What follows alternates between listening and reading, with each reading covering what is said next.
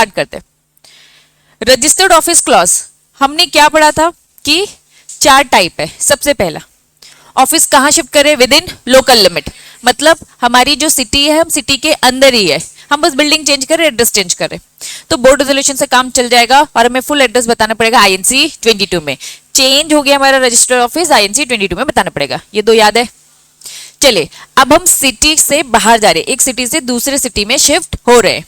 Example मैंने बोला था इंदौर से अगर हम जा रहे हैं भोपाल जा रहे हैं, या भोपाल से इंदौर या फिर कहीं से भी जा रहे हैं, तो इन्होंने क्या बोल दिया, आउटसाइड दी लोकल लिमिट। लेकिन आरओसी क्या है, सेम ही है ना, स्टेट क्या है, सेम है ना, तो बोर्ड रेजोल्यूशन तो सब जगह पास होगा। लेकिन यहाँ पे क्योंकि आप सिटी बदल रहे हो तो अब आपको किसकी जरूरत है, स्पेशल रेजोल्यूशन। एड्रेस चेंज हो गया है तो आपको INC 22। Next, outside the local limit है, सिटी तो बदल रहे हो लेकिन सिटी बदलने से स्टेट हमारा सेम है लेकिन हमारा आरओसी सेम नहीं है। एक आरओसी से दूसरे आरओसी में जा रहे हैं, एग्जाम्पल जैसे महाराष्ट्र में हो सकता है और तमिलनाडु में, पुणे से मुंबई जा रहे हैं या फिर चेन्नई से कोयम्बतूर जा रहे हैं। हमारा आरओसी ऑफिस अगर चेंज हो रहा है तो board resolution, special resolution, INC 22 ये तो कॉमन थे, अब एक्स्ट्रा क्या आ जाएगा, आईएनसी 23 क्या बोलता है, रीजनल डायरेक्टर की परमिशन। क्यों, क्योंकि अब आप दूसरे रीजन में जा रहे हो। नेक्स्ट, एक स्टेट से दूसरे स्टेट में जा रहे हैं तो जितने सारे डॉक्यूमेंट थे अभी तक के वो तो रिपीट होंगे, तो कौन कौन से रिपीट हो रहे, चलिए वो पहले बोलते हैं। बोर्ड रेजोल्यूशन हो रहा है, स्पेशल रेजोल्यूशन, आईएनसी 22, आईएनसी 23, जिसको यहाँ पे सीजी के अप्रूवल लिखा है दैट मींस वो आरडी की ही है, ठीक है। फिर आईएनसी 26, 28 एक्स्ट्रा है। 26 क्या बोलता है, पब्लिक नोटिस। 28 क्या बोलता है, तो सीजी ने ऑर्डर दे दिया कि हाँ कोई दिक्कत नहीं है, आरओसी को दे दिया। याद करो हमने ये भी डिस्कस किया था, एक आरओसी से दूसरे आरओसी में जा रहे मतलब स्टेट बदल रहे, जब स्टेट बदलते तो रेवेन्यू का भी लॉस होता है, एक स्टेट को हो रहा है लेकिन यार दूसरे स्टेट को भी तो फायदा हो रहा है। तो इन्होंने कहा कि भैया फिर हम स्टेट को नहीं देखेंगे, हम फिर पूरी कंट्री को देखेंगे, फायदा कंट्री को ही हो रहा है, तो यस इसे अलाउ किया जाता है। इसलिए सीजी ऑर्डर देता है कि भैया एक आरओसी को बोलेगा अपने रजिस्टर में से नाम हटा दे और दूसरे आरओसी को बोलेगा अपडेट कर ले। क्लियर है, चलो अब आ जाओ बुक में चलते बच्चा डिटेल में। हेडिंग देखो, ऑल्टरेशन ऑफ सिचुएशन या फिर रजिस्टर्ड ऑफिस क्लॉज, एक ही बात है। इन दी मेमोरेंडम सबसे पहला क्या है, चेंज करे with in the local limit लेकिन सेम टाउन सेम सिटी, मतलब स्टेट क्या है, सेम है। इसमें हमने शॉर्ट में क्या पढ़ा था, बोर्ड रेजोल्यूशन और आईएनसी 22, और कोई फॉर्मेलिटी नहीं है।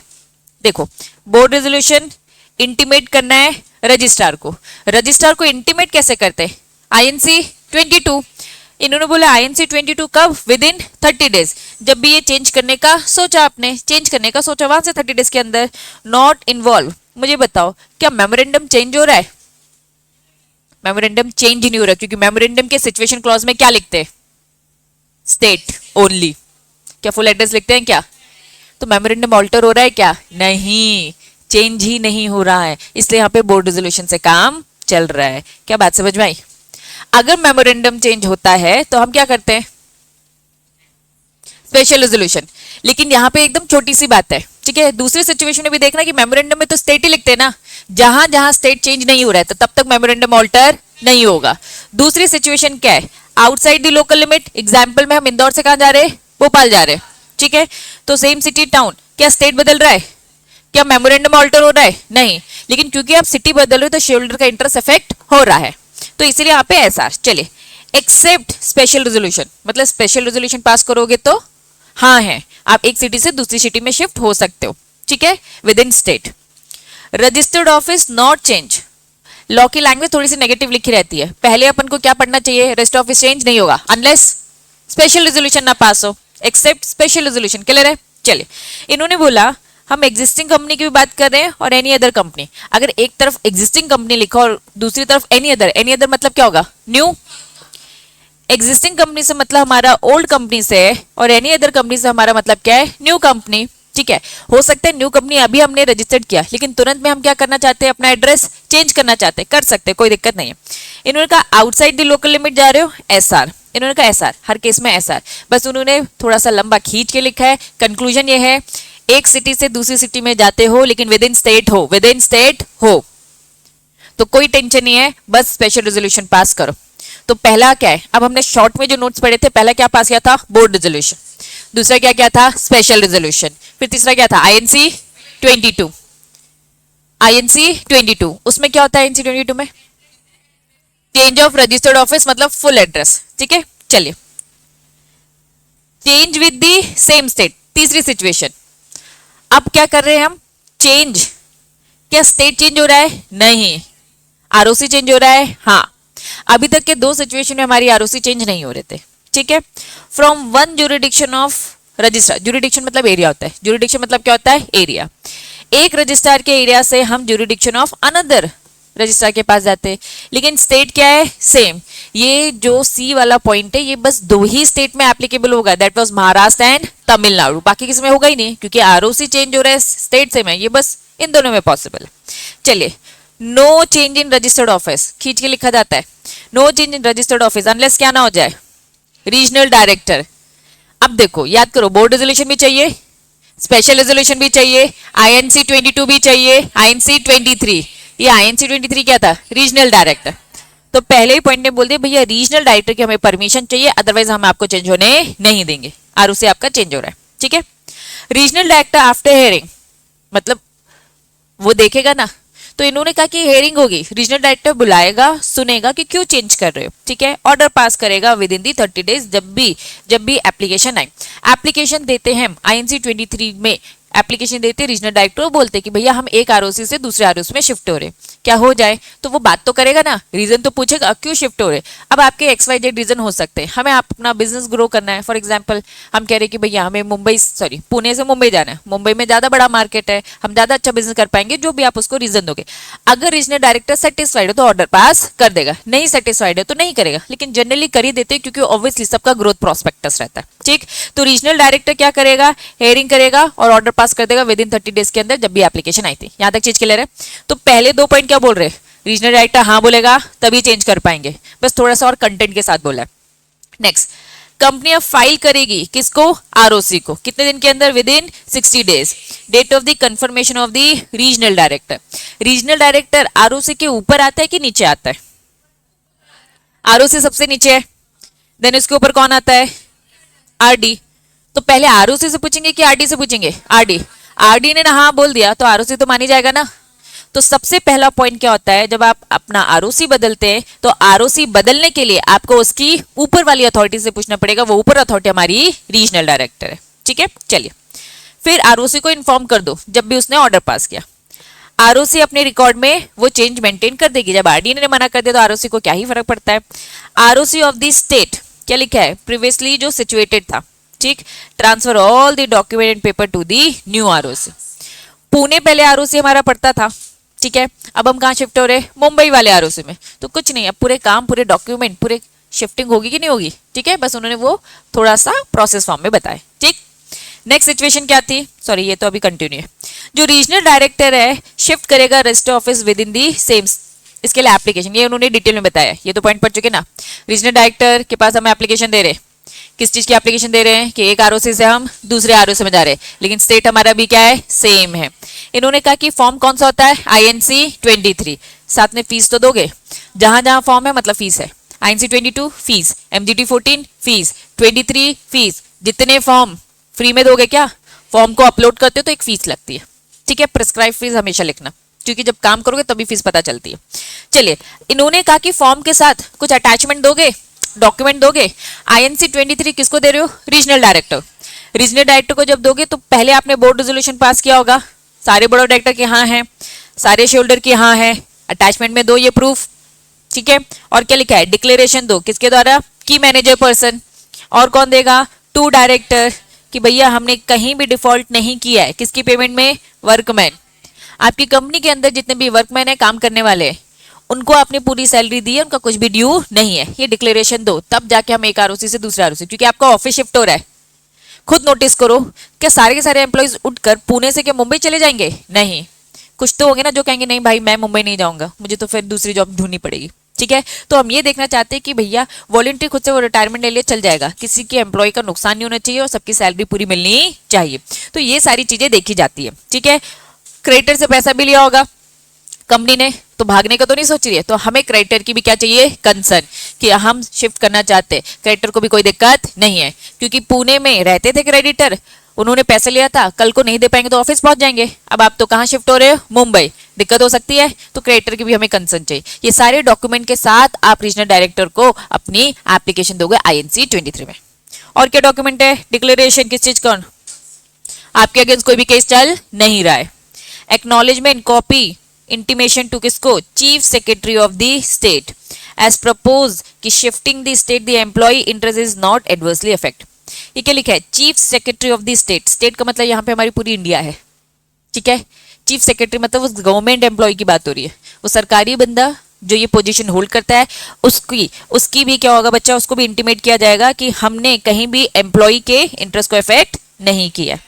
इन सब की कॉपी INC 23 में अटैच करो, फीस के साथ रीजनल डायरेक्टर को दे दो। रीजनल डायरेक्टर ने सब दे दिया, देखने के बाद हाँ बोल दिया, तो फिर अब कोई दिक्कत नहीं है, चेंज हो जाओ, ROC को बस दे दो। ये उन्होंने जो प्रोसेस बताई थी, अभी क्लियर है क्या, तो ये बस थोड़ी सी डिटेलिंग बताई। नेक्स्ट सिचुएशन क्या है, एक स्टेट से दूसरे स्टेट जा रहे, ठीक है। बोर्ड रेजोल्यूशन पास करेंगे, स्पेशल रेजोल्यूशन INC 22, INC 23, अब 26 एंड 28। 26 क्या था, पब्लिक नोटिस। 28 क्या था, CG का ऑर्डर, किसको, क्योंकि एक स्टेट से दूसरे स्टेट में जा रहे हैं तो कहीं ना कहीं स्टेट आपस में लड़ सकते हैं, इसलिए CG को आगे आना पड़ता है। फॉर्म हमारा INC 23 होता है, बस वहां पे जो रीजनल डायरेक्टर है वो काम हमने क्या बोल दिया कि भाई सरकार आप थोड़ा सा आगे आ जाओ ताकि कोई डिस्प्यूट ना हो। चलिए, one state to another state change, तो क्या पास करना पड़ेगा, स्पेशल रेजोल्यूशन।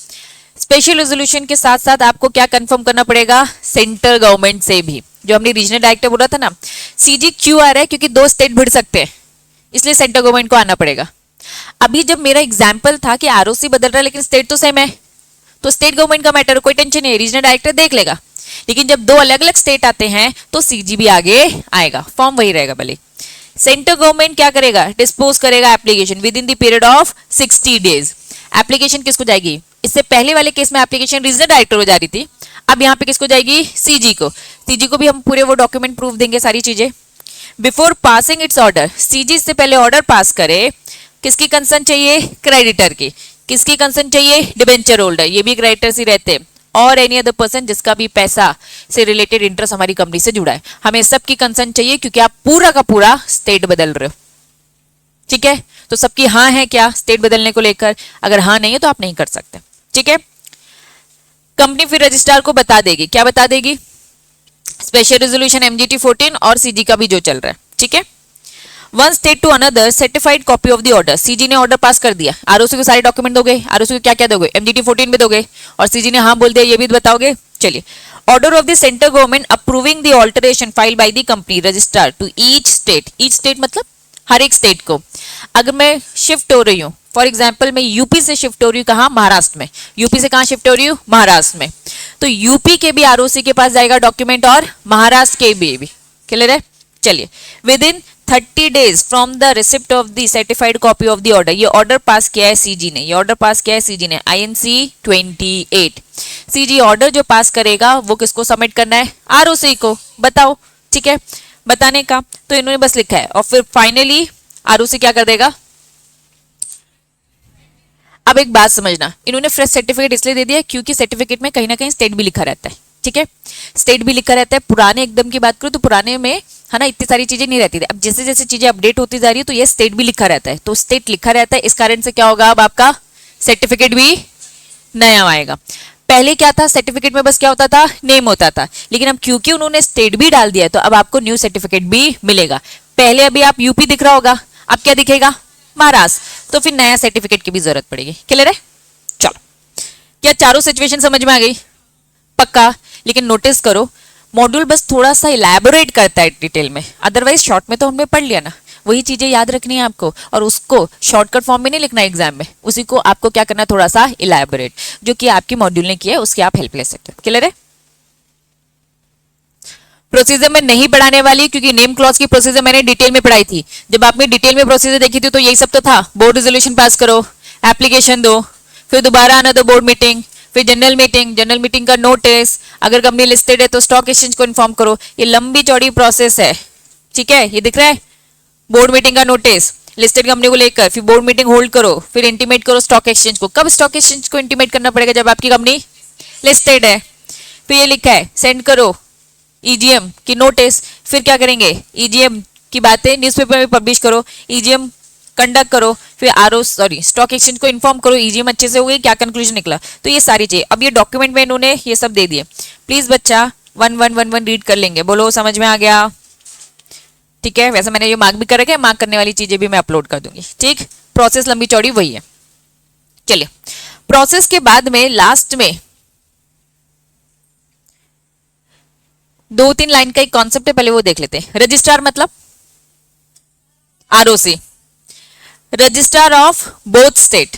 बोथ स्टेट मतलब यूपी से महाराष्ट्र जा रही हूं तो यूपी वाला भी आरओसी और महाराष्ट्र का भी।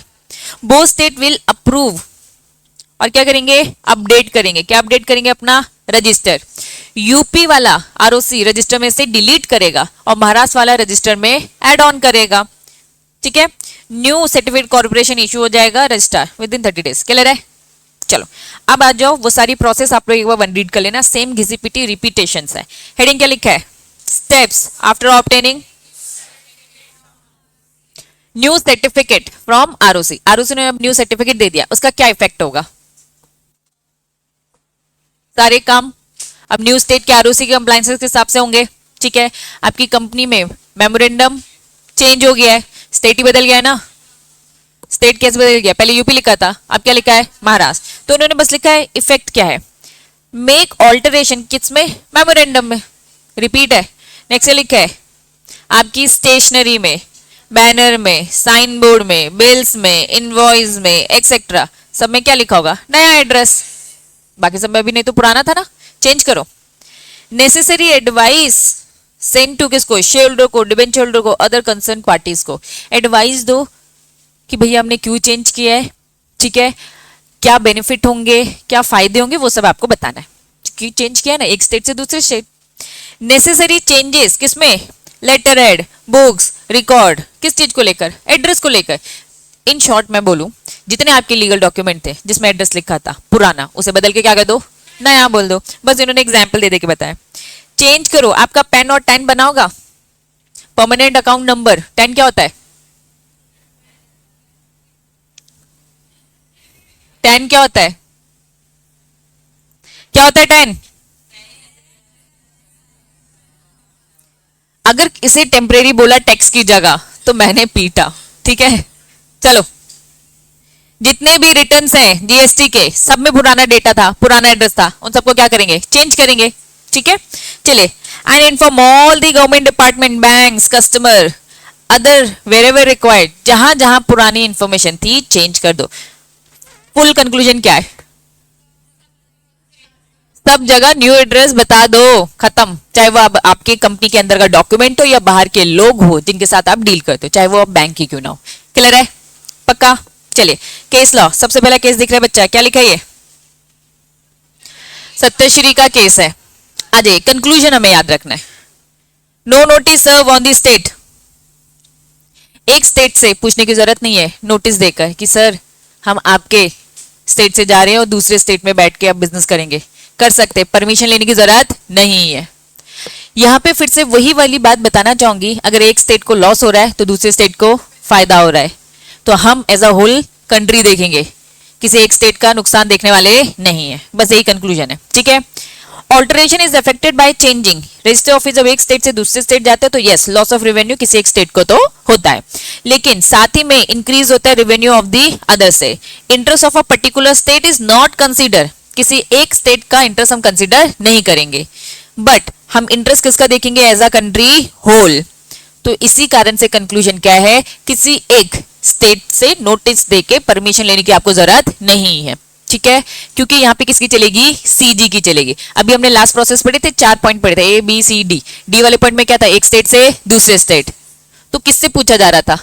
सीजी से पूछा जा रहा था। उन्होंने कहा पर्टिकुलर स्टेट से पूछने की जरूरत नहीं है, उन्हें नोटिस वोटिस देने की जरूरत नहीं है। सीजी को ठीक लगेगा तो वो खुद हर एक स्टेट के आरओसी को इन्फॉर्म कर देगा। That's it. क्लियर है? नेक्स्ट केस क्या लिखा है? उषा शिफ्ट कर रहे registered office from Bihar to West Bengal. Bihar में थे, कहां शिफ्ट किया? वेस्ट बंगाल में। ठीक है, split of the fact of the Bihar government grant. Bihar government ने साफ साफ बोल रखा था कि भैया आपकी कंपनी हमारे स्टेट में रजिस्टर्ड ऑफिस बना रही है, अब इसको बिल्डिंग की जरूरत है, जमीन की जरूरत है। बिहार गवर्नमेंट ने खुद से लीज, लीज समझते हैं, रेंट पे देना। बिहार गवर्नमेंट ने अपनी खुद की गवर्नमेंट जमीन लीज पे दी थी कंपनी को, इस शर्त में कि भाई तुम अपना रजिस्टर ऑफिस शिफ्ट करने वाले नहीं हो, तभी हमने लीज पे दिया था।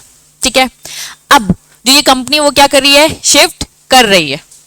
तो कंपनीज एक्ट साफ साफ बोलता है, वो तो बिहार गवर्नमेंट ने अपनी टर्म्स एंड कंडीशन रखी। क्या कंपनीज एक्ट ऐसी कुछ बातें बोलता है क्या?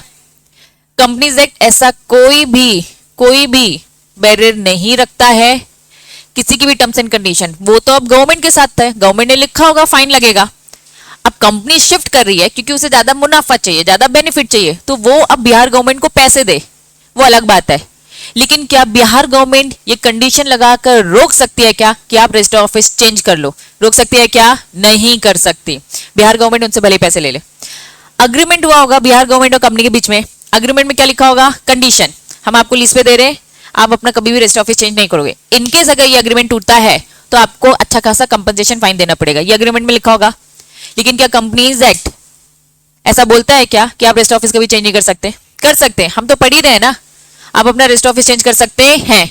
अब उस कंपनी को रजिस्टर ऑफिस चेंज करना है, लेकिन उसने एक अग्रीमेंट साइन कर रखा है, तो अग्रीमेंट साइन कर रखा है मतलब अग्रीमेंट टूट रहा है ना, टूट रहा है तो क्या दो? फाइन दो।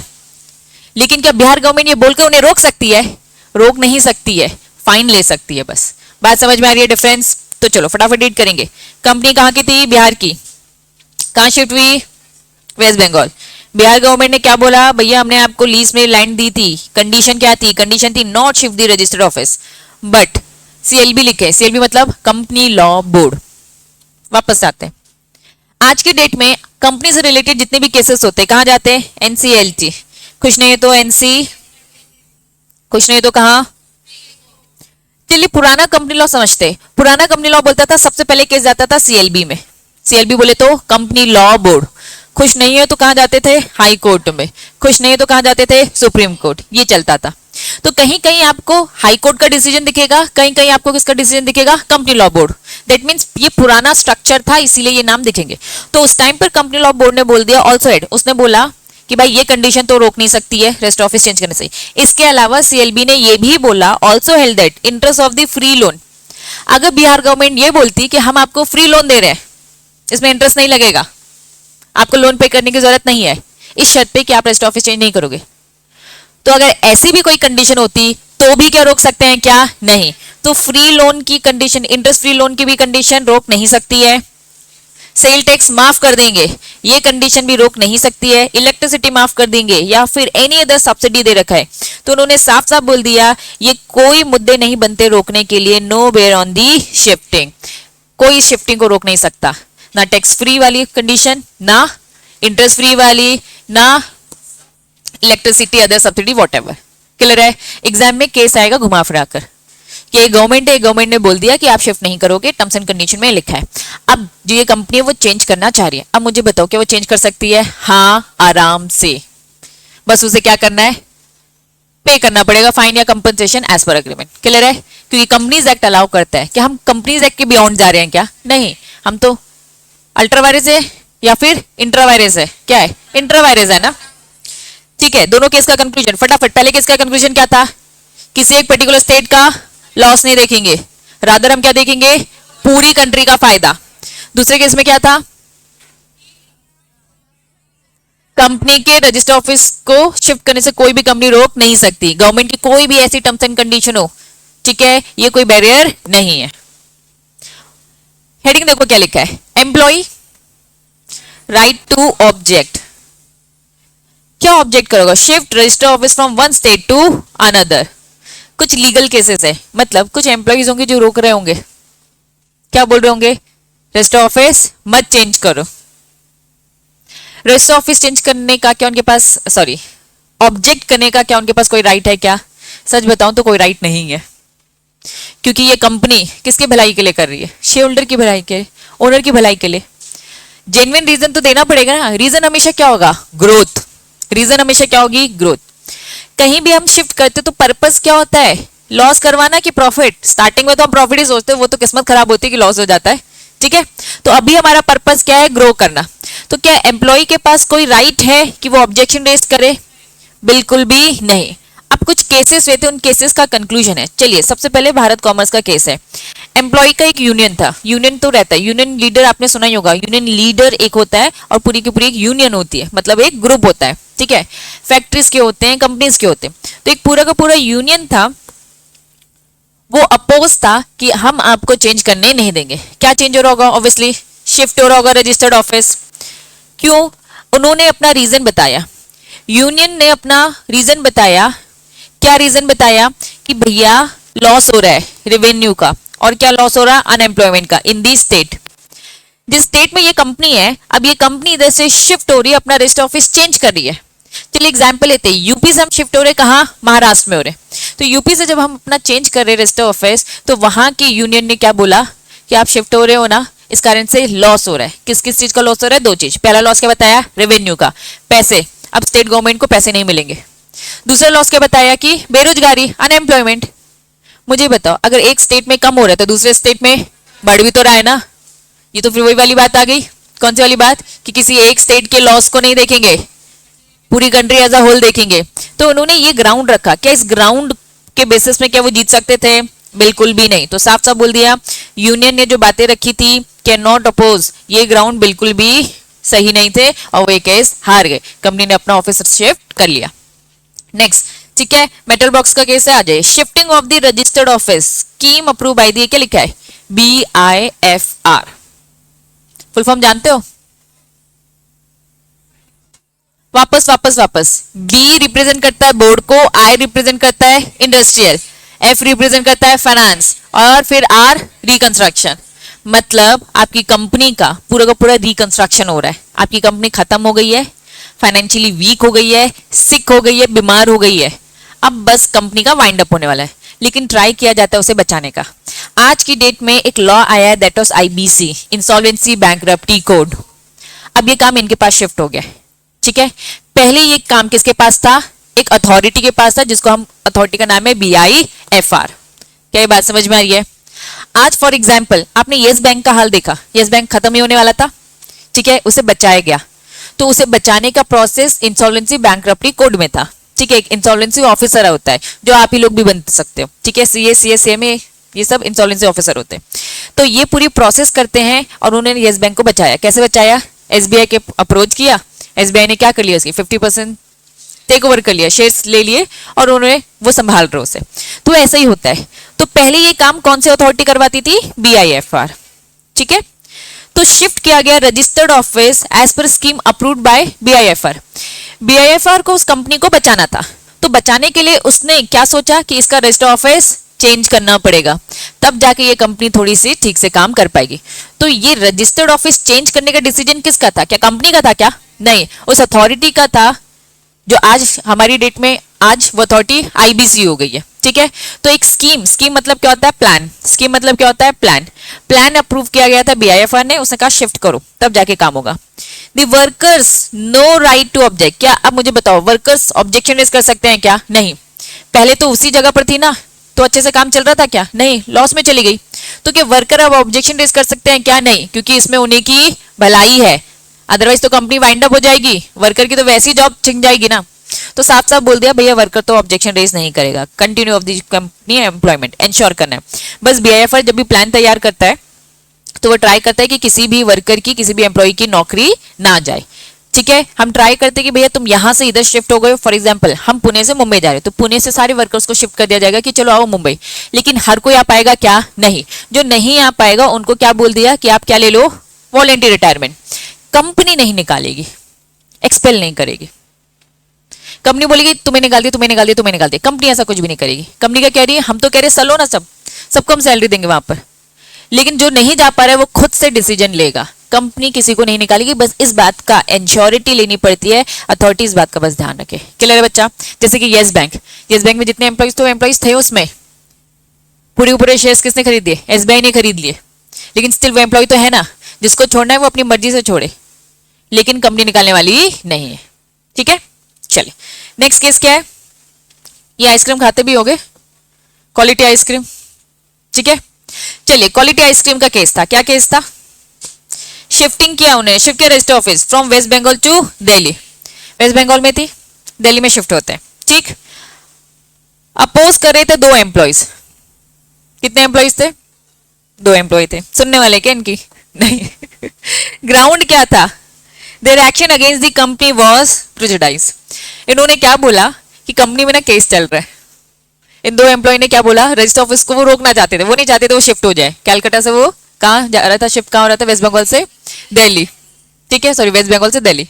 तो वो नहीं चाहते थे, तो वो फ्री के एक्सक्यूज दे रहे थे। उन्होंने क्या फ्री का एक्सक्यूज दिया कि कंपनी के अगेंस्ट क्या चल रहा है? केस चल रहा है। कुछ भी उन्होंने नकली वकली केस बना दिया ताकि शिफ्ट ना हो, ठीक है।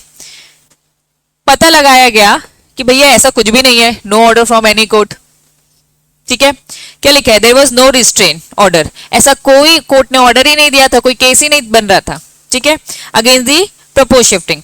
द कंपनी लॉ बोर्ड मतलब CLB allowed shifting subject to condition, बस उनकी कंडीशन क्या थी? शिफ्ट कर लो, लेकिन किसका इंटरेस्ट? एम्प्लॉय का इंटरेस्ट हिट नहीं होना चाहिए।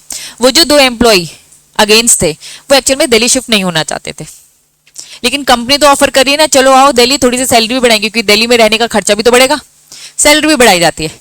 लेकिन किसी को दिल्ली जाना ही नहीं है तो क्या जबरदस्ती लेके जा सकते हैं क्या? नहीं, सबके पास वॉलंटरी तो रिटायरमेंट का ऑप्शन रहेगा ही, ठीक है। बस ध्यान रखना उसे क्या नहीं करना है। रिट्रेंचमेंट मतलब क्या होता है? रिमूव, एम्प्लॉयज को निकालो मत, एक्सपेल मत करो, उनको खुद से ऑप्शन दे दो, चलना तो दिल्ली चलो, हम नहीं निकाल रहे। अब दिल्ली चलने के नाम पे जिसको मना करना है वो खुद से निकल जाए। क्लियर है बच्चा? पक्का? फटाफट दोनों केस का तीन केस पढ़ा, पहले केस का कंक्लूजन बताओ। वेरी गुड, कंक्लूजन यही है। इन्होंने क्या बोला? किसी एक स्टेट को क्या हो रहा है? रेवेन्यू का लॉस हो रहा है या फिर एम्प्लॉयमेंट का लॉस हो रहा है, लेकिन हम किसी एक पर्टिकुलर स्टेट को देखने वाले नहीं है। नेक्स्ट केस में क्या था? शिफ्ट हो रहा है, क्यों हो रहा है? क्योंकि बीआईएफआर ने कहा है, लेकिन वो ये भी ध्यान रखेगा कि एम्प्लॉय को जॉब का लॉस ना हो, निकालेंगे नहीं, खुद से निकल जाए भले। नेक्स्ट का भी कंक्लूजन यही था कि दो एम्प्लॉय ने ऑब्जेक्शन रेज किया, झूठा झूठा केस बनाया, लेकिन पता चला कोई झूठा केस नहीं था, वो बस कंटिन्यू नहीं करना चाहते थे, दिल्ली नहीं जाना चाहते थे, तो इसलिए वो ये सब बहाने मारे थे। तो कंक्लूजन यही है कि एम्प्लॉय का लॉस नहीं होना चाहिए जॉब का, दैट्स इट। क्लियर है? पक्का? क्या मैं ये अभी पढ़ाऊंगी? सारे रेजोल्यूशन एक साथ पढ़ेंगे, ठीक है। देखो ये बोर्ड रेजोल्यूशन दिख रहा है, देन आपको शेल्डर रेजोल्यूशन दिख रहा है। शेल्डर रेजोल्यूशन दो होते हैं, एक होता है ऑर्डिनरी, एक होता है स्पेशल। हमने कौन सा पास करना है? स्पेशल ही करना है। फिर क्या ये एक्सप्लेनेटरी स्टेटमेंट, तो बोर्ड रेजोल्यूशन सीखेंगे, स्पेशल रेजोल्यूशन सीखेंगे और एक्सप्लेनेटरी स्टेटमेंट, ठीक है। ऑब्जेक्ट क्लॉज चेंज होना, सॉरी नेम क्लॉज चेंज होना समझ चुके हैं, और सिचुएशन क्लॉज, सिचुएशन क्लॉज में 4 पॉइंट्स है, समझ गए। अब बाकी इतनी डिटेलिंग नहीं है। तीसरा क्लॉज कौन सा था? ऑब्जेक्ट क्लॉज था। ऑब्जेक्ट क्लॉज करने में बोर्ड रेजोल्यूशन पास करोगे, करोगे ना और क्या करोगे? स्पेशल रेजोल्यूशन पास करोगे, और आईएनसी 22 लगेगा। क्यों? एड्रेस का था, ये एड्रेस थोड़ी ना है। चलो पहले फटाफट शॉर्ट में पढ़ेंगे, ठीक है। नेम क्लॉज, रजिस्टर्ड ऑफिस पढ़ चुके। ऑब्जेक्ट क्लॉज, देखो बोर्ड रेजोल्यूशन हमेशा होगा, कभी बताएंगे कभी नहीं बताएंगे, क्योंकि सबसे पहले किसके दिमाग में आएगा? वो तो डीम्ड है, वो तो लिखना ही है, भले आपकी बुक में कहीं लिखा और कहीं नहीं लिखा हो, बुक भी लिखना भूल जाती है, ठीक है। चलिए, अगर स्पेशल रेजोल्यूशन है तो मतलब क्या पास करना पड़ेगा? Form MGT 14 with in 30 days. 30 days कहां से कैलकुलेट करेंगे? जिस दिन मीटिंग में SR पास हुआ, मतलब कल से 30 डेज के अंदर अंदर ROC को सेंड कर देने का, फाइल करने का। ये क्या लिखा है? एग्जिट अपॉर्चुनिटी, शॉर्टकट में अपॉर्चुनिटी लिखा है, ठीक है, थोड़ा इधर उधर हो गया। एग्जिट अपॉर्चुनिटी क्या होता है? एग्जिट अपॉर्चुनिटी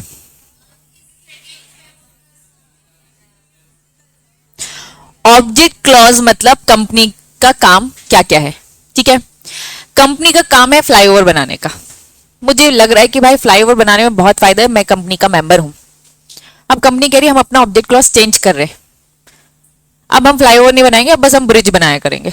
ब्रिज तो बहुत ज्यादा है नहीं, लेकिन फ्लाईओवर हाईवे के ऊपर से निकलना है, तो मुझे लग रहा है कि यार फ्लाईओवर में ज्यादा फायदा था, ब्रिज बनाने में है ना ज्यादा फायदा नहीं है। तो मुझे अब नहीं कंटिन्यू करना है इस कंपनी के साथ, क्योंकि उसने क्या कर दिया? ऑब्जेक्ट ही चेंज कर दिया। अब मुझे लगता है ज्यादा प्रॉफिट नहीं होने वाला, तो साफ साफ बोल दिया जिन शेयर को कंटिन्यू करना है वो कंटिन्यू करे, और जिनको कंटिन्यू नहीं करना है उन्हें एक अपॉर्चुनिटी दी जाएगी जिसे बोला जाता है एग्जिट अपॉर्चुनिटी। साफ साफ बोल दिया जाएगा आपके शेयर्स कंपनी खरीद लेगी। ये कंपनी के शेयर्स खरीदने वाला कौन होता है? ऑलवेज प्रमोटर, या फिर वो शेयर होल्डर जो कंपनी को कंट्रोल कर रहे हैं, उन्हें मेरे शेयर सब खरीदने पड़ेंगे और मुझे पैसे देने पड़ेंगे। क्या ये बात समझ में आ रही है? क्योंकि मुझे नहीं कंटिन्यू करना, मैंने तो किसी और ऑब्जेक्ट को देकर भरोसा दिखाया था, अब आपने ऑब्जेक्ट ही बदल दिया, ये तो बिल्कुल सही नहीं है। चलो, तो सबसे पहले स्पेशल रेजोल्यूशन पास होगा, मतलब 75% शेयर होल्डर पहले तो हाँ बोलेंगे, बाकी 25% तो नाराज है ना, उन 25% को क्या बोल दो? एग्जिट अपॉर्चुनिटी, आपके शेयर्स खरीद लेंगे। तो एग्जिट अपॉर्चुनिटी किसको? Dissenting share holder. डिसेंटिंग मतलब जो खुश नहीं है, डिसएग्री कर रहे हैं, जो इस ऑब्जेक्ट क्लॉज के चेंज से खुश नहीं है, डिसेंटिंग शेयर होल्डर अग्री नहीं करे if money raise from the public and the money is unutilise. अभी इस पॉइंट को हम डिटेल में जाएंगे, अभी एग्जिट अपॉर्चुनिटी समझ में आया? चलो, कैपिटल क्लॉज भी फटाफट देख लो। कैपिटल क्लॉज ये होता है जिसमें क्या पास करना होता है? Ordinary resolution. इसमें एक फॉर्म आता है, फॉर्म का नाम क्या है? SH7। SH7 ये जो फॉर्म होता है वो ऑल्टरेशन ऑफ शेयर कैपिटल का होता है। ठीक है, चलिए देखेंगे वो भी। लायबिलिटी क्लॉज में क्या पास करना है? Special resolution, MGT 14। In short, memorandum अगर ऑल्टर करोगे तो हर केस में आपको क्या पास करना है? SR। एक जगह आपको पास करना है OR। वो कौन सा क्लॉज है? मतलब बहुत ज्यादा डिटेलिंग नहीं है, आपकी बुक में भी ज्यादा डिटेलिंग नहीं, सबसे ज्यादा डिटेलिंग रजिस्टर्ड ऑफिस वाला था जो आपने पढ़ लिया है। ठीक है, आइए क्या पढ़ेंगे? मेमोरेंडम को ऑल्टर करे, लेकिन क्या? ऑब्जेक्ट। साफ साफ आपने देखा, ऑब्जेक्ट क्लॉज में हमें क्या करना है? SR पास करना है, MGT 14 करना है। ठीक है, और डिसेंडिंग शेयर होल्डर को क्या देना है? Exit opportunity. कुछ और भी चीजें लिखी थी जो मैंने कहा था, अब मैं समझाऊंगी। आ जाइए, स्पेशल रेजोल्यूशन पास करिए और साथ में एक प्रोसेस फॉलो करेंगे। प्रोसेस मतलब क्या? वही बोर्ड रेजोल्यूशन, वही बोर्ड रेजोल्यूशन अप्लाई करो, मीटिंग करवाओ, जनरल मीटिंग की EGM कराओ, नोटिस वोटिस अप्रूव करो, बहुत सारी डिटेलिंग प्रोसीजर आप ही पढ़ोगे। ठीक है, उन्होंने कहा कंप्लाई करना। फिर आप क्या कर सकते हो? ऑब्जेक्ट क्लॉज को चेंज कर सकते हो। कंपनी फाइल फिर क्या करेगी? रजिस्ट्रार को क्या? रेजोल्यूशन जो भी पास किया, रजिस्ट्रार रजिस्टर करेगा जो भी ऑल्टरेशन है और सर्टिफाई कर देगा रजिस्ट्रेशन। कब? विद इन 30 डेज के अंदर। उनके रिकॉर्ड में मेंटेन होगा ना कि ये कंपनी ये काम कर रही है, तो अब क्या करना पड़ेगा? उसे थोड़ा सा चेंज करना पड़ेगा, वो उसे चेंज कर लेंगे विद इन 30 डेज के अंदर जब भी SR पास किया जाएगा। क्या स्टार्टिंग के 3-4 पॉइंट कंक्लूड है? बेसिक समरी बताओ तो क्या किया इन्होंने? SR पास किया और कुछ नहीं, जो हमने शॉर्ट में पढ़ लिया था। ऑब्जेक्ट क्लॉज चेंज करने के लिए क्या करना है? SR पास करना है, दैट्स इट। SR के लिए MGT 14। आ जाइए, company is eligible conducting business through postal ballot. अब थोड़ा सा समझेंगे, वापस इस लाइन को फिर से पढ़ रही हूं, क्या लिखा है? कंपनी एलिजिबल है किस चीज के लिए? बिजनेस कंडक्ट करने के लिए थ्रू पोस्टल बैलेट। कंपनी में होती है मीटिंग, मीटिंग में रेजोल्यूशन पास किया जाता है। समझना, रेजोल्यूशन अलग अलग टाइप के होते हैं। ऑर्डिनरी रेजोल्यूशन होता है, स्पेशल रेजोल्यूशन होता है। ऑर्डिनरी रेजोल्यूशन में कितनी वोटिंग चाहिए? 51। स्पेशल रेजोल्यूशन में कितनी चाहिए? 75। क्लियर है हाथ भाई? चलिए, वोटिंग तो हमने करवा दी, इसका मतलब आप लोग मीटिंग में आए हो, आप लोग मीटिंग में आए हो और आपने वोट किया है। इन्होंने लिखा है पोस्टल बैलेट। मीटिंग में नहीं आए हो, आपके घर में पोस्ट किया गया है। आपके घर में क्या किया गया है? पोस्ट किया गया है। क्या पोस्ट किया गया है? एक बैलेट, एक पेपर। उस पेपर में आपसे पूछा है कि आपका वोट हाँ है या फिर ना है, या फिर नो कमेंट वाला भी, एक न्यूट्रल वाला भी एक रहता है कि नहीं भाई आपको वोट ही नहीं करना, आपको समझ ही नहीं आ रहा, दिमाग ही काम नहीं कर रहा। ठीक है, तो ऐसा ऑप्शन दिए जाते हैं, ऐसे कुछ नहीं, ऐसे बॉक्स बना देते हैं, यस नो या फिर जो भी है। ठीक, तो क्या मीटिंग में आके वोट कर रहे हो? क्या घर बैठे वोट कर रहे हो? तो जब घर बैठे वोट करते हो तो हम क्या बोलते हैं? Through postal ballot. एक्चुअली में अभी एक टॉपिक आएगा आगे चलकर कि कुछ बिजनेसेस होते हैं जिसका डिस्कशन मीटिंग में नहीं करना है, जिसका डिस्कशन मीटिंग में नहीं, वो डिस्कशन कहाँ? घर बैठे करना है। क्यों घर बैठे करना है? समझना, मीटिंग में हर कोई मेंबर आ पा रहा है क्या? कुछ तो होंगे जो नहीं आ पाएंगे, लेकिन ये मैटर इतना इंपॉर्टेंट है, हम चाहते हैं कि हर एक शेयर होल्डर का वोट आए, हर एक शेयर होल्डर का वोट आए। तो कुछ इंपॉर्टेंट बिजनेसेस होते हैं, कुछ इंपॉर्टेंट बिजनेसेस मैटर होते हैं जिसमें हम चाहते हैं हर एक मेंबर का वोट आए। तो मीटिंग में हम बुलाएंगे तो शायद कम हो जाएंगे, तो अब क्या करें? हम घर ही में हम भेज देते। अब घर बैठे भी वो अगर रिप्लाई नहीं करता तो फिर अब उसकी गलती है। ये मैटर इंपॉर्टेंट था, हमने घर में भिजवा दिया, आप वहां से रिप्लाई नहीं करते, इट्स योर फॉल्ट। तो कुछ बिजनेसेस है जिसमें हमें सारे लोगों की जरूरत है, तो वो फिर मीटिंग में डिस्कशन नहीं होगा, वो घर में पोस्टल बैलेट के थ्रू जाएगा। तो इन्होंने कहा कि अगर आपकी कंपनी एलिजिबल है, किसके लिए, जो भी बिजनेस मैटर डिस्कस होने वाला है वो किसके थ्रू होने वाला है, पोस्टल बैलेट के थ्रू। तो any alteration of the object clause, अगर वो ऑब्जेक्ट क्लॉज आपकी कंपनी में वो एप्लीकेबल है, आपकी कंपनी वो इंपॉर्टेंट बिजनेसेस में आती है, तो आपकी कंपनी को भी ऑल्टरेशन करते वक्त क्या करना पड़ेगा, पोस्टल बैलेट ही देना पड़ेगा, मतलब मीटिंग यहां नहीं होगी। अब घर बैठे ओआर पास होगा या फिर घर बैठे एसआर, ऑब्जेक्ट क्लॉज में क्या पास करना था, ओआर के एसआर, एसआर। बस डिफरेंस क्या है, मीटिंग में आके एसआर पास नहीं कर रहे, घर बैठे एसआर, किसी को कुछ पता भी नहीं है, बस ठीक है जो जिसको जानता है वो फोन करके पूछ लेगा, लेकिन हर कोई मेंबर एक दूसरे को जानता है क्या, नहीं जानता। पब्लिक कंपनी का एक बार सोचो यार, जिसने स्टॉक मार्केट से शेयर्स खरीद रखे हैं, क्या कोई एक दूसरे को जानता है क्या, नहीं। तो सब अपना एक वोट देंगे, उस पर्ची को फोल्ड करेंगे, वापस से एड्रेस में भेजेंगे, कंपनी के पास आएगा, कंपनी फिर उसे कैलकुलेट करेगी। लेकिन हाँ, ये प्रोसेस लंबा भी हो जाता है। तो अगर कंपनी एलिजिबल है किसमें, पोस्टल बैलेट वाले में, तो उसका जो स्पेशल रेजोल्यूशन होगा वो भी किसमें पास होगा, थ्रू पोस्टल बैलेट। क्लैरिटी है, चलिए। लेकिन वो कौन कौन से बिजनेसेस मैटर आते हैं वो आगे चलकर पढ़ेंगे, अभी हम क्या कर रहे हैं, मेमोरेंडम के ऑब्जेक्ट क्लॉज को चेंज करना सीख रहे हैं। चलिए कंटिन्यू। कंपनी ने पैसा उठाया, कंपनी ने मार्केट से पैसा उठाया थ्रू प्रोस्पेक्टस, मतलब कंपनी कौन सी होगी, पब्लिक कंपनी, क्योंकि प्राइवेट कंपनी तो प्रोस्पेक्टस नहीं इश्यू कर सकती।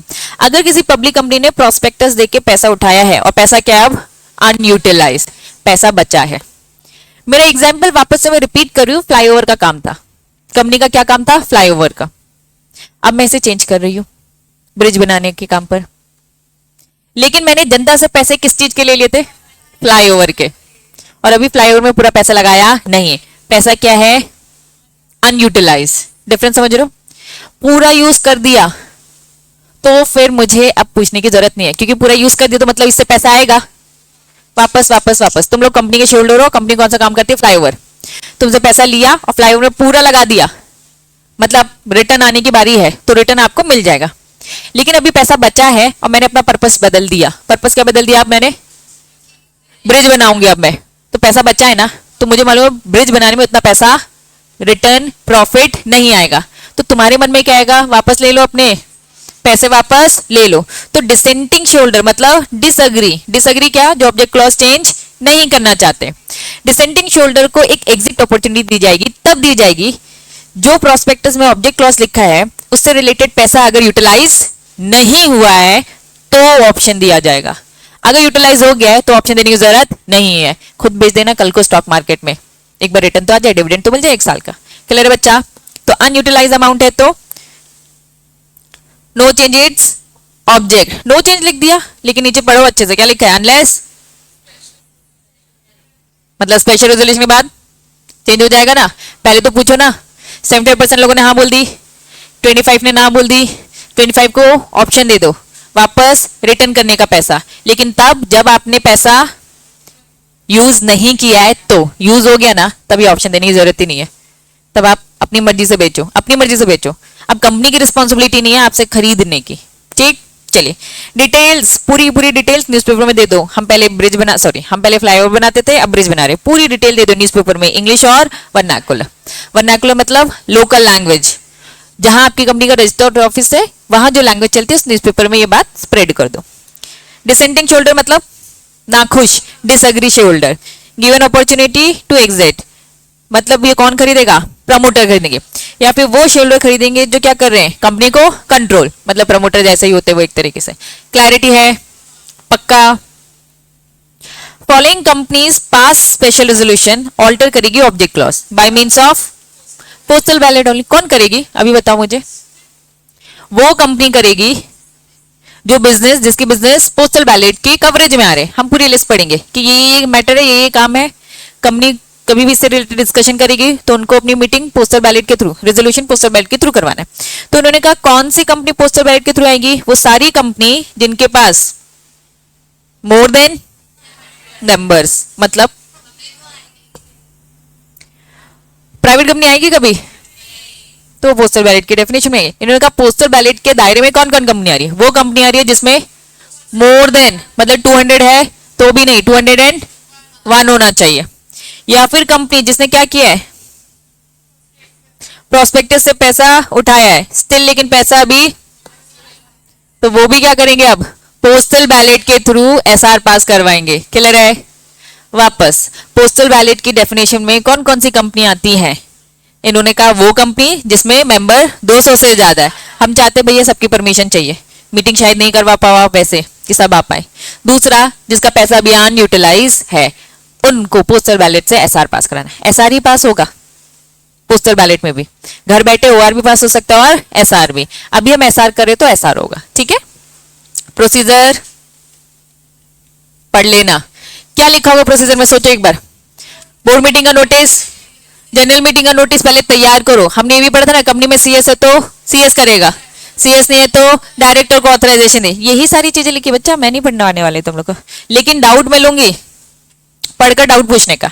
नेक्स्ट क्या लिखा है, बोर्ड रेजोल्यूशन कैसे पास होगा बता दिया, शेयर होल्डर रेजोल्यूशन कैसे पास होगा बता दिया, एक्सप्लेनेटरी स्टेटमेंट मैं एक ही समझाऊंगी, सब ऑटोमेटिक समझ में आ जाएगा तुम्हें। ठीक है, बस लेकिन उन्होंने पूरे बना के तो रखे। चलिए नेक्स्ट, लायबिलिटी क्लॉज को ऑल्टर करना है। लायबिलिटी क्लॉज को ऑल्टर करने के लिए एसआर पास होता है कि ओआर? एसआर पास होगा आफ्टर कंप्लाइंग दी प्रोसीजर जो भी दे रखा है। रजिस्ट्रार को क्या फॉर्म देने का, एमजीटी 14, कुछ भी नहीं है, सीधा बोल दिया आओ रेजोल्यूशन पास करे, share holder resolution. Next, fifth clause क्या है, कैपिटल क्लॉज। क्या सब्सक्रिप्शन क्लॉज ऑल्टर हो सकता है? पक्का? तो चलिए स्टार्ट करें। हम कैपिटल क्लॉज को ऑल्टर करें, ओआर की एसआर, याद रहेगा। इन्होंने कहा टाइप्स ऑफ ऑल्टरेशन होते हैं, चलिए समझते हैं। अलग अलग टाइप के ऑल्टरेशन होते हैं। अब मुझे बताओ, हमने मेमोरेंडम देखा है, देखा है कि नहीं देखा है? देखा है ना, क्या उसमें कैपिटल क्लॉज देखा था? उसमें ऑथराइज कैपिटल रहता है और आपने कितना पूरा पेड अप कर रखा है, ये सारी चीजें रहती है। पूरा एक फिक्स अमाउंट दे रखा है, जैसे कि एग्जांपल याद करो 10 लाख था, 1 लाख के इक्विटी शेयर्स, एक इक्विटी की वैल्यू 10 रुपीज, दोनों मिला के होता है 10 लाख। ये पढ़ा था ना, 10 लाख फिर 1 लाख के इक्विटी शेयर पर वैल्यू 10 रुपए, ये पूरा एक स्टेटमेंट लिखा था इक्विटी को लेके। अगर प्रेफरेंस है तो एक और कॉलम बन जाएगा। क्लैरिटी है? ये होता है कैपिटल क्लॉज। अब हमें अपने कैपिटल क्लॉज को क्या करना है, बढ़ाना है। तो पहले से क्यों नहीं लिखते हम हमेशा से ऑथराइज कैपिटल अपनी 20 करोड़ लिख के क्यों नहीं चलते, मुझे बता। क्योंकि जितनी ज्यादा ऑथराइज कैपिटल उतना ज्यादा फीस आरओसी को देना पड़ता है।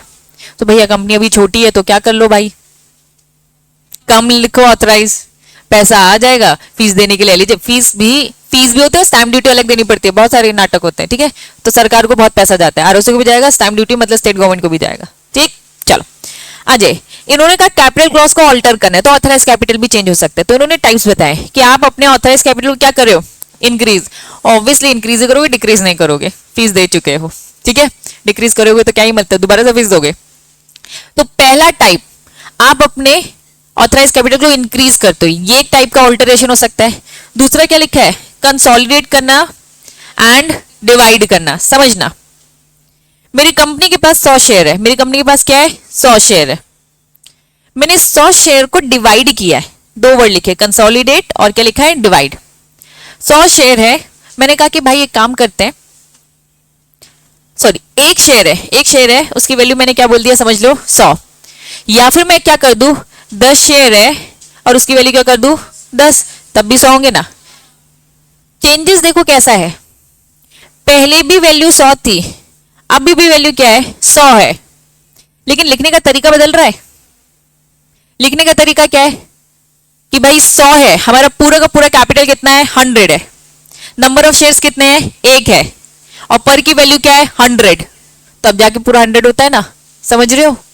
एग्जाम्पल में वापस आओ, वो एग्जाम्पल जो हमने वहां पढ़ा था, 10 लाख पढ़ा था, क्या पढ़ा था, 1 लाख के क्या है, इक्विटी शेयर्स है, ये इक्विटी शेयर्स है, और 10 रुपए के क्या है, पर शेयर की वैल्यू, मिलाकर कितनी होती है, 10 लाख। मैंने क्या बोला, मेरी पूरी वैल्यू क्या है, 100, कितने इक्विटी है, 1 इक्विटी, एग्जाम्पल ले रही हूँ, 1 इक्विटी नहीं होता है, ठीक है, एग्जाम्पल बस ले रही हूँ, 1 इक्विटी है, और 1 इक्विटी की वैल्यू क्या है, 100 रुपए। चेंज कर रही हूँ, मेरी पूरी वैल्यू क्या है, 100, नंबर ऑफ इक्विटीज कितने हैं, 10, एक की वैल्यू कितनी है, 10, तब भी तो 100 होता है। लेकिन ये तो चेंज हुआ ना, पहले प्रेजेंटेशन मेरा ये था, अब प्रेजेंटेशन ये हो गया, चेंज हो गया, तो चेंजेस है। कंसोलिडेट किसको कहेंगे,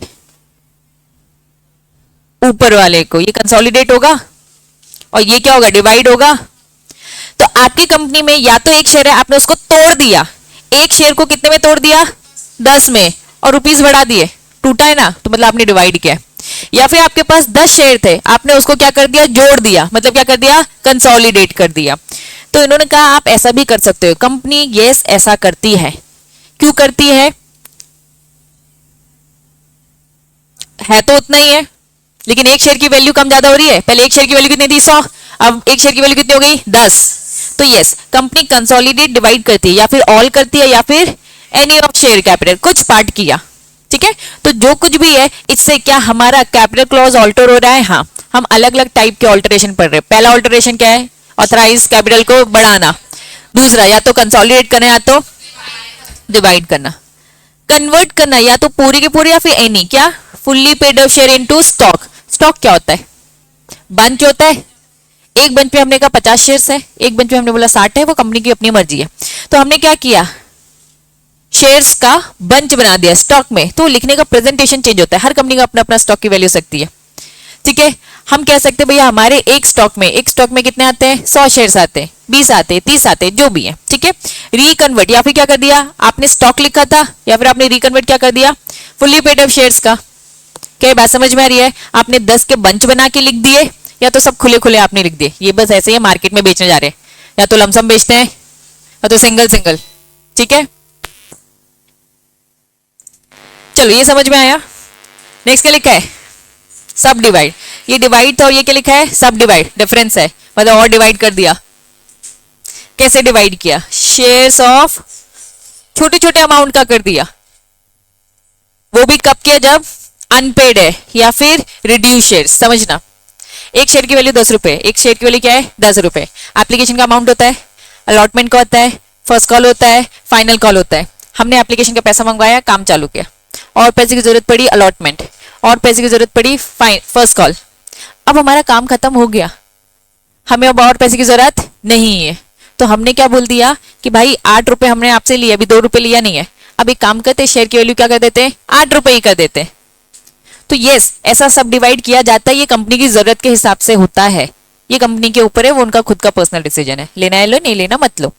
लेगी तो देना भी तो पड़ेगा, नहीं लेगी तो अब डिविडेंड कम देना पड़ेगा। तो इन्होंने बोल दिया अनपेड है, रिड्यूस कर दिया है हमने, तो उसे हम बोलते हैं सब डिवाइड।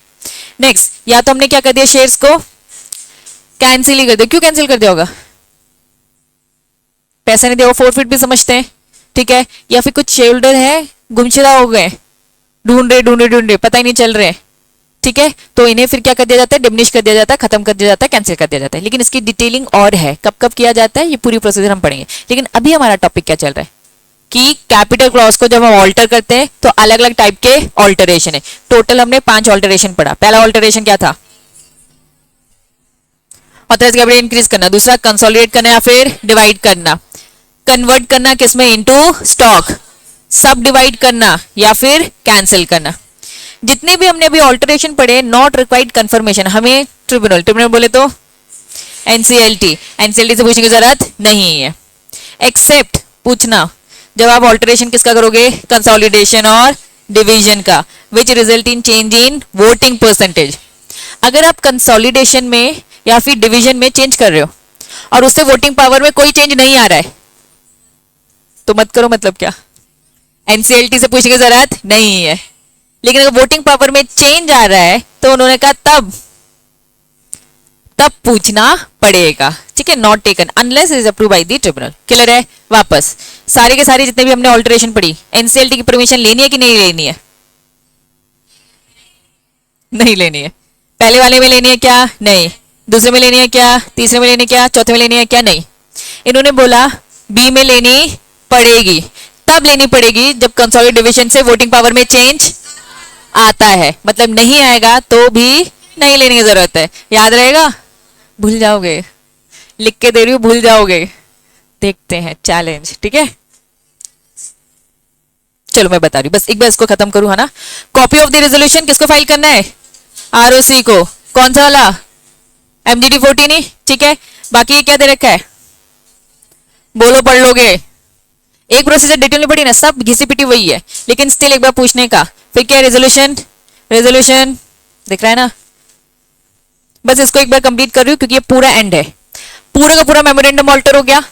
कितने क्लॉजेस ऑल्टर हो गए? 5। पहला नेम, दूसरा सिचुएशन, ऑब्जेक्ट, लाइबिलिटी, कैपिटल, सब में एसआर, एक को छोड़कर कैपिटल में ओआर।